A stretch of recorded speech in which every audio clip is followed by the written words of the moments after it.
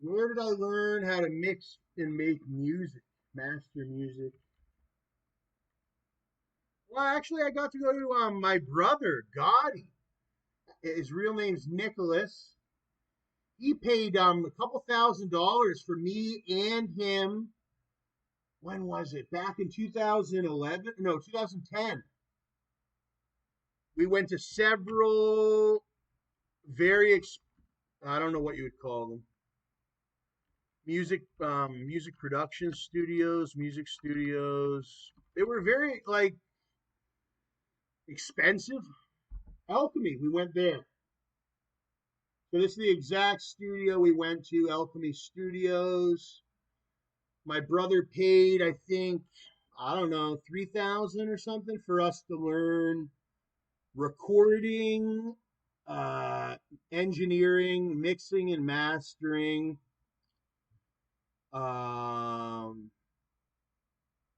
and some other stuff. So I got to learn a lot from Alchemy.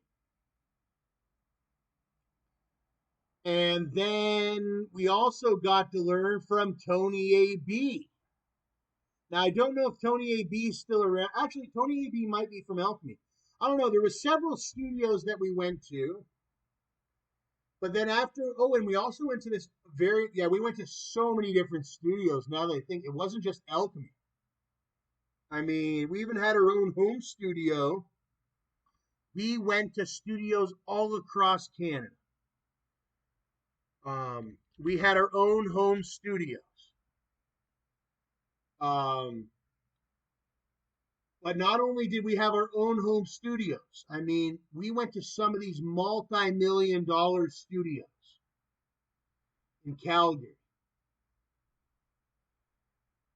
We went, yeah, Alberta studios, we went to a lot. And then Toronto, we got to go to those studios.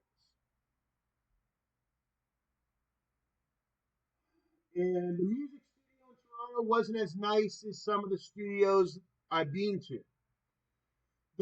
The, the nicest one I could say to get your music produced, I'd say go to Ty Denali. It's pretty comfortable. You go to his condominium, which is his home studio. But we've been to some great studios, and I've met some very famous people. Um, I've met William Roberts, Rick Ross. I've met Gunplay. I've met Mass Pike Miles. Um, so I got to see them record. I got to see Mass Pike Miles record. I mean, you can't ask for any higher up of a music lesson. I mean, these are the highest up musicians making the most money in the world. We paid them $10,000 to come, and they thought they were just doing a music song, but I was also learning. I mean, I seen the recording process. I seen the monetization. I was just trying. We just try. I just well, I was just learning. You just learn it automatically, and I don't think anybody else will be able to learn from Rose and Gunplay and the other one Mass Pike and who else? I didn't get to meet Chic Luch, but I didn't have to. All I had to meet was Gunplay and Mass Pike to figure it all out. Okay? Especially Rose. I mean, if you could if you could meet Rick Ross and not if you couldn't figure it out after that, I mean, you're probably one of the ones that will decease. I mean, if you just couldn't figure it out after meeting Rick Ross, I mean, he's the biggest. And then when I see Gunplay, who I had my own opinions on, when I seen Gunplay had gotten a song from who I considered to be like a god at the time, Lil Wayne. And then Gunplay was right in front of me. I could touch him with my finger. He was right in front of me. I could touch him. He was right there. And then he was like, yeah, but then he actually knew Lil Wayne. Okay, because in Canada especially, where I come from. I mean, that is Lil Wayne. I mean, like, you don't know where I come from. Like, where I come from, Lil Wayne, like, it's not safe for him.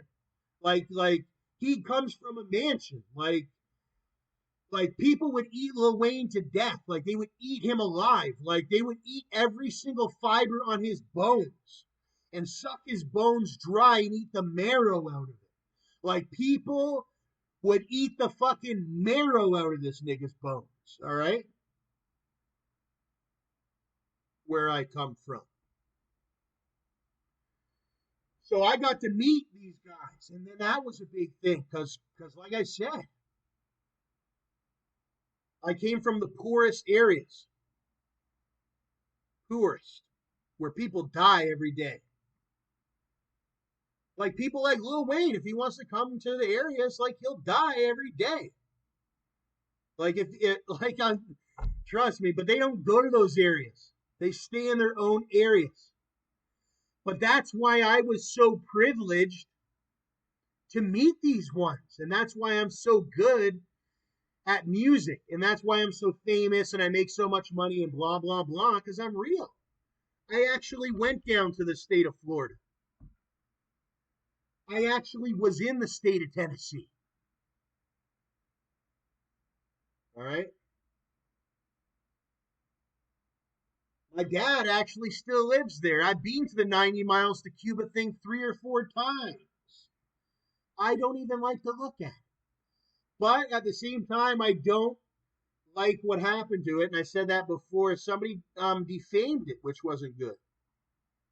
But I remember when I was a kid, when I got to see it, about how cool that is. And my mom, that's one of her stories, is how cool it is when you get to that southernmost point, especially for us coming from Canada. And that's what God did for me. He blessed me. We got to go all the way down to the southernmost point. And many people do get to go to that southernmost point. And it's a really cool thing to see that southernmost point. And a lot of boating. We have some boating in Canada, but boating out in Florida, there's nothing like it. They have canals going throughout a lot of areas. There's canals. You have Gulf of Mexico. You got the Atlantic Ocean there. Atlantic Ocean, sorry. You got not that, just that, but then you got south of Florida. You have Cuba. You have Bahamas. You have Dominican Republic, and you have Haiti and whatnot. You have a lot of different areas. You have, Puerto Rico. Puerto Rico is a big, big, big, big place when I lived in Florida. And you can pronounce it many different ways and whatnot. But I learned it's a U.S. territory. It's almost like a state, but it's not a state. And Canada's kind of like that, but no, we're all our own country. But we're very friendly with the United States. Like, we're bigger than Puerto Rico. Puerto Rico is small, very small. But when you're in Florida, you feel like Puerto Rico or whatever is big because there's so many Puerto Ricans that live in Florida. But Puerto Rico, it feels very small when you come back to Canada. But yeah, Puerto Rico, there's a lot of people that come from there. Jamaica. I never got to go to Jamaica, but I learned a lot about it. They have a lot of Bob Marley down there in Florida. What is it called? I think that's where I first heard Bob Marley. I had a Bob Marley t-shirt and whatnot. My dad has never sent me the photo for that one. I wish I had the photo of that Bob Marley t-shirt. I'll have to ask him. What was I going to say? I never got to go, but this one guy from London, there's been a couple people from Canada that went down to Jamaica. Just one man. He is solo man, one of himself, I would say, man, named Aaron. He's one of himself, Mon. He's not part of anything I'm with or whatever. But he's one of himself, and he got to go down to Jamaica and smoke on the chalice.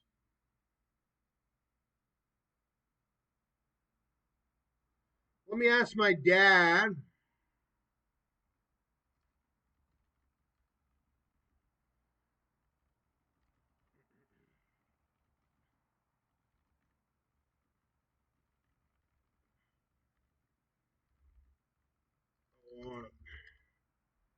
I used to have this picture. He's probably got it, but it depends if he's got the energy to sit there and go through it.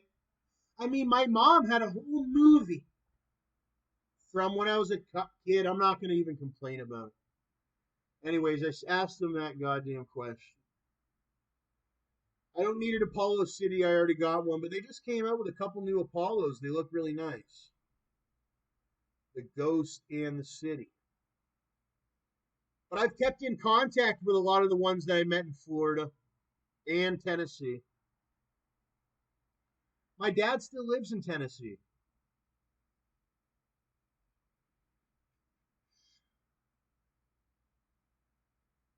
But you want to see where I'm originally from? I'm originally from this place. I've been so many places.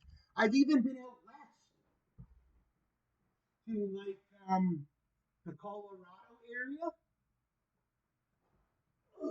Alberta and all that. I got to go out west. And that was a big thing, going out west. But believe it or not, I originally just came from this area here, Erin, Guelph, in Hillsburg, Ontario, in Alton, and Elora.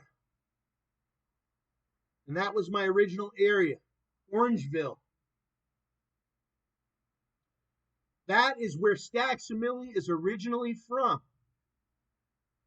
I was born in Guelph, and then they took me right back to Hillsburg. And then where'd I go? And then eventually we moved to Guelph from Hillsburg after living in Hillsburg for a while. And then, hey, there's a lot of in betweens. My dad owned several properties, Hillsburg and the concessions. If you don't know what the concessions are, that's like outside of this town. When you're in Canada, they call the rural areas, it's all marked concession areas. It's all marked by a concessionary system. It's like this certain designation is a concession, this certain designation is a concession. We came from the concessions. Our house sold for $1.3 million. We moved to, and we had a great auction. We had a big auction. Oh yeah, me and my brother Nick and my whole family, my dad, everybody, we used to go to the Erin Fall Fair every year. The Erin Fall Fair. Maybe I'll get to show it. I've been lazy lately, and I think they went to the Erin Fall Fair. They go all the time. But StacksAMilli, Thomas Perron-Slote, the one everybody wants to see, do the videos and all that, he has not been there since I do the videos and all that. But I probably won't go anytime soon, but maybe before eventually one time, I think I will eventually go and do a year in fall fair video and all that. But it won't be this year, and it won't be next year, and it probably won't be the year after that.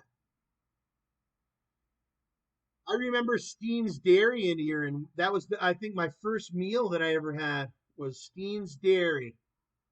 Um, a milkshake and a oh no, it wouldn't be just Steen's Dairy. What about Effie's or whatever they call it, Judy's now? That was one of the first meals I had as a kid. And can you believe it? I went all the way down to Florida, Tennessee, Bahamas. I became famous. Alberta. I made all this money. I made money ain't a thing. We've always had money. I'm just another gosh darn person from our area. And can you believe that there's so many people that were all related and look like each other and all that? That is very fascinating to me. It's like when I was living down in Florida, that's kind of how it is down there. And I was like, hey, I miss all my family. Oh my God, those strawberry things, I remember riding on those. And I said, yeah, I miss my family. I felt a lot more safe because there's a lot of racism, even with any kind of person, just the way you talk or your little, your little, just your little verbiages and your little inconsistencies or whatever it is. And I couldn't wait to get back home to Canada. But along my way, I learned a lot of Spanish and whatnot too, and I think a lot of people have. The jalapenos have made their way up to Canada because I remember when I was a kid, those jalapenos weren't very abundant, and then it must have been it had to be around 20 years ago. I think jalapenos made their way up to Canada big time. They weren't as frequent. Now, if you go to the restaurants, they have a lot of jalapenos. But I mean, if you ask a person, do you remember all these jalapenos when you were a kid? I mean, if they really think back, they don't remember jalapenos. They remember bell peppers. And jalapenos came afterwards. And I've since gotten rid of the jalapenos. Like, this is how the basket would look when I was a kid. I mean, there would be some spicy pepper, but it wasn't as much with the jalapenos as it is now. That was that big invasion, but it wasn't an invasion. It was an invitation. We wanted the jalapenos. We wanted them. We wanted to try. I remember when I was young in Canada and I wanted to try the jalapenos because we didn't have them much and they were down in South America or down in the United States. That's where you got all your spicy. I think Anchor Bar in New York, and I know they get mentioned a lot, they did those spicy wings, but that wasn't that long ago. And that was using it wasn't a jalapeno pepper, it was like this, one of those little small red peppers or whatever, and they used to make the. So they had their pepper sauce with the vinegar and the franks and whatnot. They had a pepper sauce. They had pepper sauce for a long time, I think. But yeah, no, but it was a big importation. It still is, but it's went down, down, baby, oh sweet like the rainbow. Actually, enough to where I'm talking about it. That people's diets, they're not. They've had their fair share. A lot of people have had. It was a great majority thing. I'm not saying that they're not going to sell a lot of hot sauce still, because they will. But it was a bit. It was like a millions of people type of thing. Was trying hot sauce. And now they don't care for it anymore because it was causing a lot of diverticulitis. It was causing a lot of issues with people. It was just cause we weren't just generally in Canada. I've refrained from eating as much spicy because it was causing digestion, gastrointestinal diseases and from constant eating of the hot sauce. And I recently seen, but I did forecast that it might go back up. And see, it's always been like that. Look at this Southern pepper sauce. They would jar it. I remember seeing jars of stuff, full jars of stuff, because nobody would want to eat it at that time. But they said, go ahead and jar it. It's peppers, and maybe in 5 years or 10 years, or maybe even not even your lifetime, maybe it'll be your grandchildren that will end up eating those peppers because it gets in your DNA. If you got sick of peppers and then you had a child who has they generally probably won't like peppers in for a good time until it's time to have peppers. So then they jar it and whatnot, and you have their southern pepper jarred peppers. And it sits on the shelves. And it doesn't really have much of an expiry date. It sort of lasts a long time. But I just read up on that. What was it that I got to try this hot sauce out in Alberta? That was the first time I ever tried it. And they called it the rooster sauce. And that was the first time I ever tried to try rooster sauce. And then I got to meet Albertans, and they have a gimmick out there. At the time, their gimmick went a little bit too far about how they're way out there. They're not. And we had to let Alberta know, you're not way out anywhere. You're right there, Alberta. Right there. Enough where we could touch you. All right. But Alberta at the time thought they were untouchable until we had North Saskatchewan and some other stuff going. Anyways, and what about that freaking bus accident? That was an atrocity. So rest in peace to all those kids, eh? Because I had to listen to it all on the radio. There was that bus crash, the Humboldt bus crash, and that was pretty bad. Because my Auntie Carolyn used to be, well, it was horrible here. Used to be a bus driver. It's like, what kind of person fucking causes an accident like this? And that is the problem. You got people like me. I'm a natural born citizen. Everybody vouches. They'll say Thomas Perron-Slote is highly skilled. He's highly capable. But then they put the power. There's like this movement. It's like, take the power out of the original's hand. Like, I'm a white person, so take the power out of my, because we were the smartest people. And it's not even racism. It's like, we were the people that founded Canada. And nowadays I'm just starting to get treated better now that we're having a lot of these prime examples. I mean, look at the guy that did the accident. He was not a Canadian. Okay? Look, he wasn't a Canadian. He was an Indian or an Arabic man who they gave power to. And look how bad this accident was. And that's what's going on with your Canada, not my Canada, your Canada, and your family, not mine. Start being more smarter on who you're supporting, okay? A lot of the women we're supporting. We have women in Canada that are sick, that have sexual problems, where they think that the Humboldt bus driver was sexually exciting. Did you know that? Yeah, we do.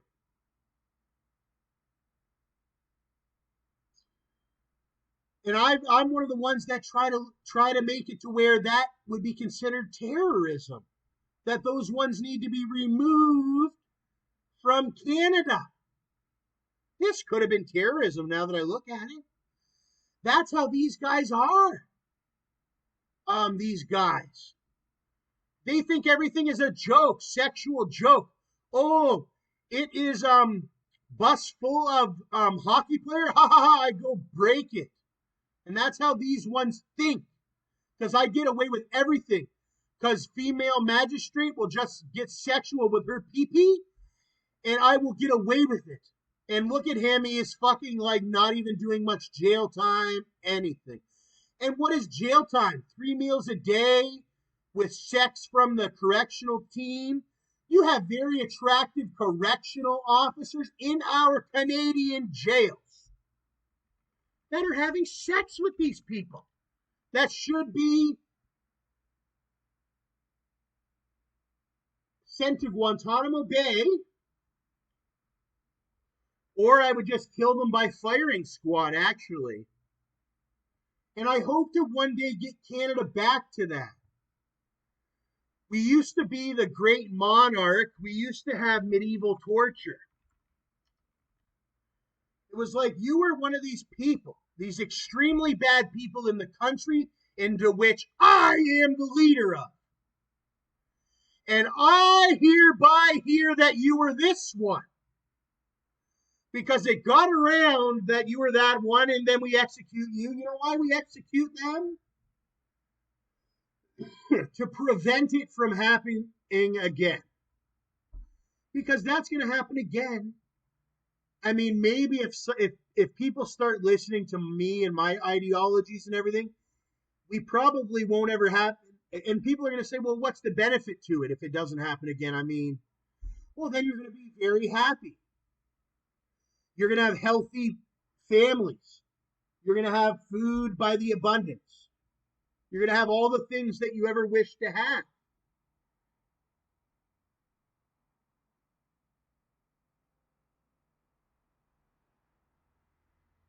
And don't be fearful or intimidated to support ones that you know are not going to be in your favor. And I'm not a racist person. I'm actually a very equal. I grew up in the United States, and one thing in the United States, where actually I'm Canadian because I'm Canadian. I was in the United States and I got to learn about equality. So I'm a very equal person. I learned a lot about Black history, but not only that. What about our Canadian history with our Native people? I happen to be part Native or whatever. But no, I'm with the equality movement. I'm not a racist person. But when it comes to our systematic dealing of things, when it came to our classifications, I had gotten misclassified, and I'll continue to get misclassified, and it's my duty, and it's everybody's duty to work and classify themselves and become whichever person they want to become.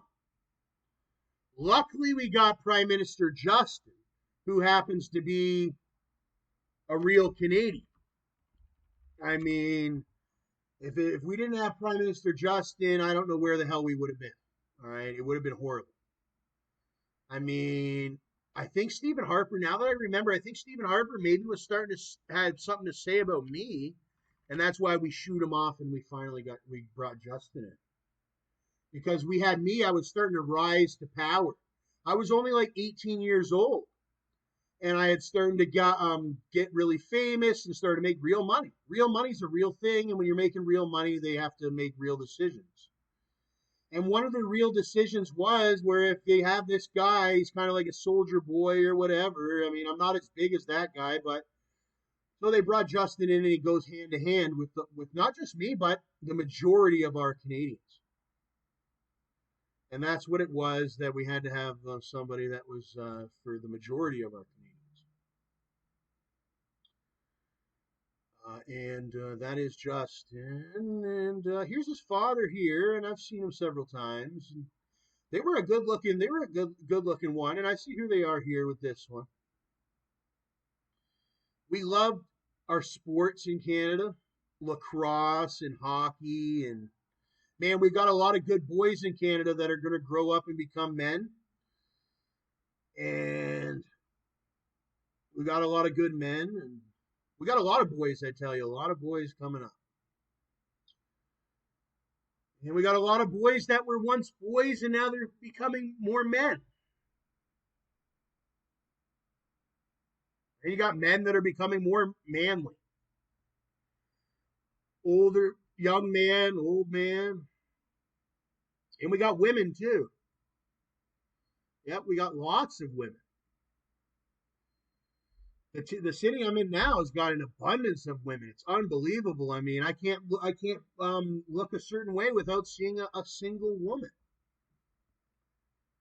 which was a big thing, I guess. But I've yet to pick one up. It won't be anytime soon for me, anyway. But yeah, I remember when Justin came into office.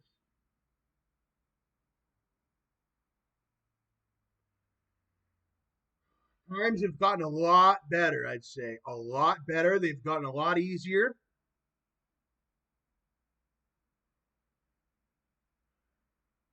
for me and maybe and I think a lot of other people too. But that doesn't come with great perseverance. When Justin first got into office, it wasn't all just a cakewalk for me either. I had to go to jail and deal with the with charges. I mean, within months of maybe even within the first year of when Justin came into office, and I was one of the most happiest ones. And I was related, and that was the funniest thing. It was like because some people were saying like, "Who, what?" So is Justin picking favorites? No, I had to deal with the court system just as anyone. Just because I looked like Justin or my cousin looks like Justin, yada yada. That's what I thought. I thought, oh yeah, but no, I had to go to jail because somebody attacked me. Somebody that happened to look just like our old Prime Minister, Stephen Harper.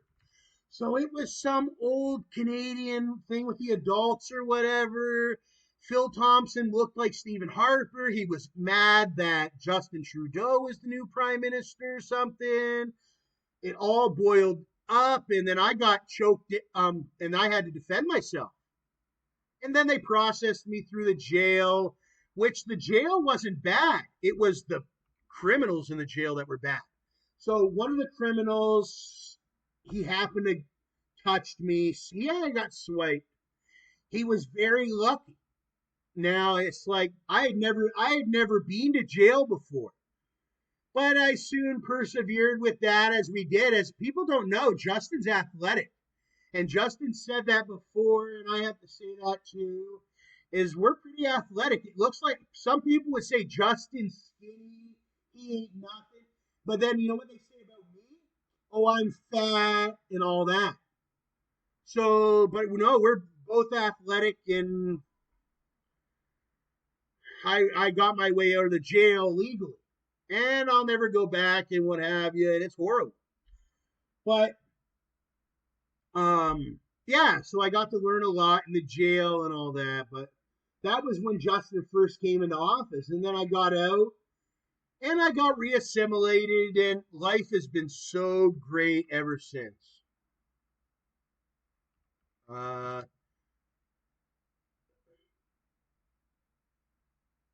Reassimilate, yeah.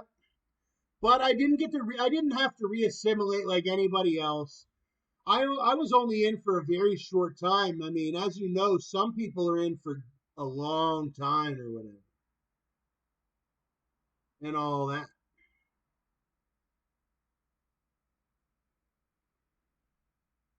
Yep, I had a decent lawyer, but he was no fucking whatever this guy's name was. But I don't think I would have did well with one of those guys because it probably would have ended up as us. We would have never got the charges. We would have never got the charges dealt with because I could have hired anyone. I had the money, right? So I was like, who do I hire? Do I hire the guy like the guy from Carlito's Way? That's what a lot of the Americans hire. A lot of the Martin Shkreli tried to hire one of those guys, and he's still in the pen. But Martin Shkreli's gonna get out soon, and hey, don't ever hire that guy, eh? That Bragman or whatever. That guy's a fucking idiot. All right. I mean, Martin's scared of the guy, so he's gonna say like, "Hey, that's my lawyer," whatever. But that guy fucking didn't do well with Martin because, like, if Martin had me as a lawyer, what have you, I mean, this was an atrocity. The way they defamated a real man's character, they gave him 7 years, and then he's going to be a free man after those 7 years here in America, whether if he really is in jail or whatever. And I think he may be really in jail and or prison, but his lawyer wasn't that smart. I mean, his lawyer was such a stupid idiot. I mean, he just looks like a stupid idiot. Idiot. He shouldn't even have been standing there. But he had some good advice for Martin. He said Martin shouldn't be. It was the stuff Martin would say. It was just Martin was pretty stupid himself. It's very important the words that you come up with or whatever when you're broadcasting yourself and what have you, and just your words or whatever could have saved him. Like, well, he could have spoke up over it. Maybe he wanted to go to prison. He was so Wu-Tang Clan. He knew he had this disease that even I've had to deal with where he thought he was a real gangster. Okay, there's real gangsters, and then there's when you think you're a real gangster. A real gangster would not go near the Wu-Tang Clan. I'm a fake gangster. I think I'm a gangster. Oh, they're Wu-Tang Clan crazy. Go hang out with them and pay them $1 million. And then go check into the fucking jail, dummy. Because you could have got fucking killed fucking with those Wu-Tangers. Because those Wu-Tangers are fucking... I'm not going to say it because it wouldn't be allowed on the air. And that's the reality of real life. And that's why you're sitting in a real prison cell. Because you gave $1 million to a bunch of fucking criminals. You could have been Martin Shkreli, like pharmaceutical CEO, smart guy, eliminating those bad people, superhero. He said everything America wanted to hear. He gave confidence to what. Hey, he did that too. He gave a lot of confidence to people. And that would have been my defense, is that's the defamation defense. It's like, I mean, look at Martin. He's just a small little white guy. But it was Martin's demeanor. Martin's demeanor was like, he was doing this video with this Wu-Tang. It's like, do you know who those Wu-Tang clans are?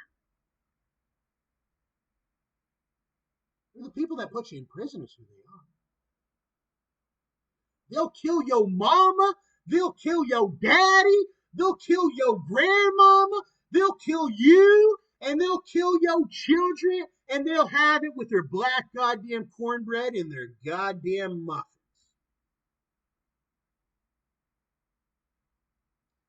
So enjoy your piece of metal. Because you got gypsy for that piece of metal. A music song? A music song.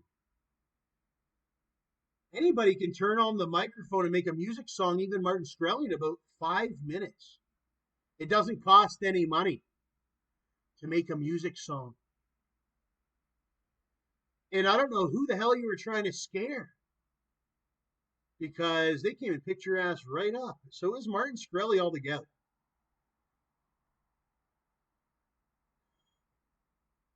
You know what it is?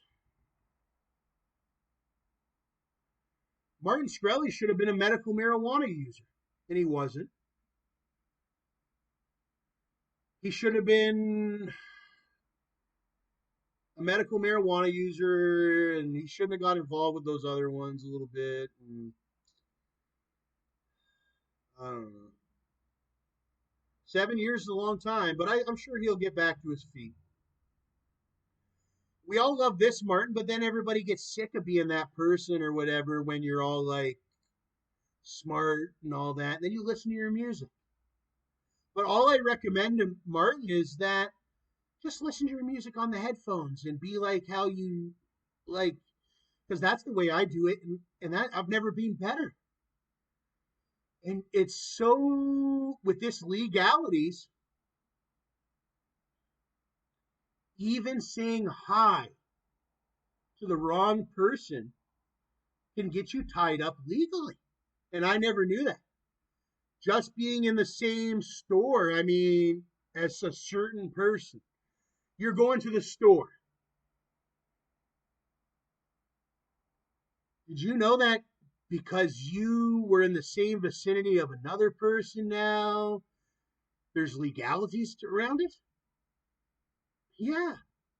So you want to actually try to lessen. That was what that whole COVID-19 social distancing thing was. It wasn't just about a virus, it was also about proper procedure. It was about the lawyers. Now I got some good things to say about it. They're also good people too. They're not just like these crazy lawyers that go in and you can tell them this and tell them that. They're going to just help you illegally beat the system.